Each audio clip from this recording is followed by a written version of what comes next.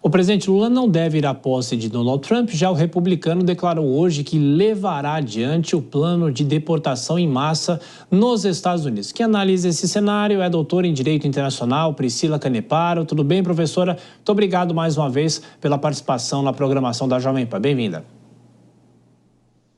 Boa noite a todos os assinantes. Muito obrigado. Professora, primeiro falando sobre a não ida do presidente Lula a essa posse. É o que tudo indica, ele não vai, mas eu queria perguntar o seguinte para a senhora, em relação a um preceito da diplomacia americana, das relações entre os países, de que chefes de Estado não necessariamente comparecem à posse de um presidente. Ou seja, o convite é feito aos embaixadores que já atuam no país, no caso dos Estados Unidos, é isso? Sim, então a gente precisa entender esse contexto efetivamente do que é essa visita justamente para condecorar a nomeação, a posse justamente de um chefe de Estado, do chefe de governo, como é o caso do Trump. Então, basicamente, a gente precisa entender que não há uma necessidade do presidente da República Brasileira ou qualquer outro chefe de Estado, no contexto internacional e também nacional, que esteja presente nessa posse. É uma questão diplomática, obviamente, mandar alguma representação, e o Brasil, historicamente, sempre acaba mandando aquele embaixador cujo qual se encontra nesse lugar. Então, acaba facilitando, até porque a gente tem que ver a posição reversa. Basicamente, é muito difícil a gente ter algum presidente, algum chefe de Estado vindo para a posse de presidentes brasileiros, principalmente por conta da data da posse, né, que é um feriado universal, que é 1º de janeiro. Então, dentro dessa perspectiva, não é uma afronta ao governo Trump, não é uma oposição efetivamente à sua posse, mas sim o histórico diplomático brasileiro de acabar mandando para facilitar até a questão justamente de estar presente na maioria, na maior parte, dessas posses justamente de chefes de Estado, acaba mandando o seu embaixador que naquele local se encontra. Bom, professor, então falando sobre essa declaração dele de hoje, sobre a deportação em massa, uma promessa que ele fez na campanha, de que forma a senhora acha que a comunidade internacional vai reagir a isso? É claro que ele tem toda a prerrogativa, uma discussão interna dos Estados Unidos, né? Cada país é soberano, mas a senhora acha que isso vai gerar muita reação internacional? Bom, com certeza. A gente tem que entender o que seria essa deportação em massa.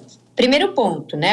O abrandamento de medidas que possibilitem essa deportação de pessoas individualmente a partir de processos subjetivos cujos quais vão personalizar essa deportação, existe sim a possibilidade e é uma questão de Estado a partir de uma legislação interna.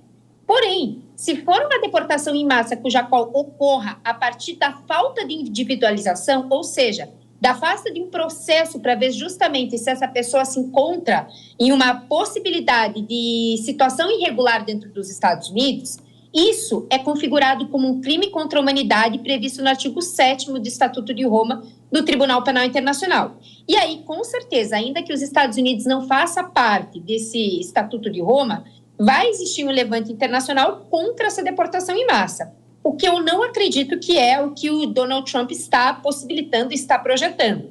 O que eu acredito que seja é justamente uma deportação cuja qual vai estabelecer critérios concretos, mas mais rígidos para que a pessoa se encontre nos Estados Unidos, mas de fato vai ter um processo individual para cada pessoa que, porventura, venha estar em uma situação migratória irregular e possa, assim, ser deportado dos Estados Unidos a partir de uma legislação de previsão interna, soberania nacional. Professora Priscila, perguntas dos comentaristas agora, na sequência, Dora Kramer. Você, Dora. Boa noite, professora. Eu queria esmiuçar um pouco mais essa questão, que me parece, essa questão da deportação em massa, mais fácil de falar do que de fazer, né? A gente lembra quando ele prometeu construir um muro na fronteira do México e não teve muro, coisa alguma. E o que a gente está falando agora não é daquelas pessoas que são pegas em flagrante atravessando a fronteira. São de pessoas, calcula-se 11 milhões de pessoas irregulares trabalhando e morando há tempos nos Estados Unidos. Que condições objetivas existem, legais, para que isso possa acontecer? Dora, eu acho a tua pergunta interessante, porque a gente tem que analisar sobre dois aspectos. Primeiro aspecto, o aspecto legal, justamente, que exista a possibilidade de execução dessa prospecção daquilo que o Donald Trump falou como, obviamente, né, promessa de campanha. Dentro dessa premissa, o cenário que a gente tem hoje é muito diferente do cenário que a gente prospectava em 2016. Por quê? Em 2016, a maioria do Partido Republicano se posicionou contra as medidas do Trump. Hoje, a gente sabe que, primeiro, ele vai ter a maioria no Senado, nós não sabemos se ele vai ter ainda a maioria na Câmara dos Comuns, na Câmara dos Deputados, efetivamente, né? Mas dentro dessa premissa, os republicanos hoje que estarão no governo, principalmente no parlamento, são aqueles mais voltados para a ala trumpista.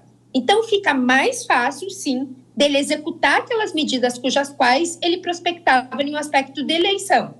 Porém, aí você tocou no outro ponto. Dentro de um aspecto fático econômico, é muito difícil a gente ter essa deportação em massa. Porque, basicamente, os serviços cujos quais são prestação de serviço, são serviços mais subalternos, são serviços, por assim dizer, que as pessoas que são justamente dos Estados Unidos não querem fazer, são ocupados esses cargos pelos migrantes. E aí a pergunta que vem é a seguinte: a economia dos Estados Unidos está apta a ter uma vacância desses cargos ou está apta a preencher com pessoas que, de fato, estejam regularmente nos Estados Unidos? Nós sabemos que não. E a outra promessa de campanha do Trump é melhorar a economia e bem como conter a inflação. Como ele vai unir essas duas promessas de campanha, acaba ficando muito difícil. Ele vai ter que rever justamente o que vai ser essa deportação em massa. Professora, a questão agora de Cristiano Vilela. Professora, boa noite. Professora, o tema da imigração ilegal, para seguir ainda nesse tema, ele é um tema muito forte em diversas partes do mundo, não apenas nos Estados Unidos. De que forma é possível, atualmente, sendo um tema tão latente, um tema tão importante, de que forma é possível um país exercer a sua soberania, estabelecer limites à imigração e, ao mesmo tempo, não cair, talvez, nesse discurso, talvez um pouco frágil, um pouco condenável do ponto de vista internacional, de ultrapassar os limites das convenções internacionais?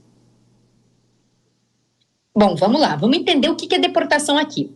A deportação é justamente uma retirada compulsória do estrangeiro quando ele se encontra em uma situação migratória irregular. Isso é muito claro, é uma questão, o que seria a situação migratória irregular? É uma questão de legislação interna, né? Isso é muito claro. Segundo aspecto, o que a gente precisa entender também é que existe uma perspectiva de possibilitar com que a pessoa se defenda. Às vezes pode ocorrer um erro do Estado, às vezes, de fato, ela está cumprindo com os requisitos migratórios. Então, existe, né, tem que existir essa possibilidade de defesa da pessoa. Então, é plenamente executável, sim, a possibilidade do Trump vir a deportar muitas pessoas, mas eu acho que o problema é a terminologia. Deportação em massa parece que, basicamente, ele vai pegar um contingente populacional, vai colocar em um avião e vai devolver para o seu estado de origem ou para qualquer outro estado que queira aceitá-los.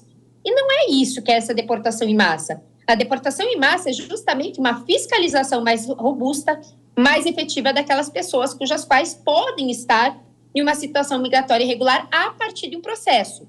E para a gente fazer um paralelo, para ficar muito claro, a própria União Europeia, ela tem, né, um procedimento também de fechamento de fronteira e de estabilização justamente de medidas mais drásticas para uma possibilidade migratória, que se chama o Tratado de Schengen. O Tratado de Schengen possibilita com que haja a reestruturação de fronteiras em caso de segurança nacional. Então, fazendo esse paralelo, existe a possibilidade, sim, do Trump endurecer as medidas migratórias, mas o que a gente tem que entender é que deportação em massa não é o que justamente a gente pensa prima facie, no primeiro momento, que é pegar as pessoas aleatoriamente, esses migrantes, e colocá-los no avião e devolvê-los. Não, precisa de um processo. E esse processo vai analisar os requisitos migratórios que, de fato, o Trump pode endurecê-los.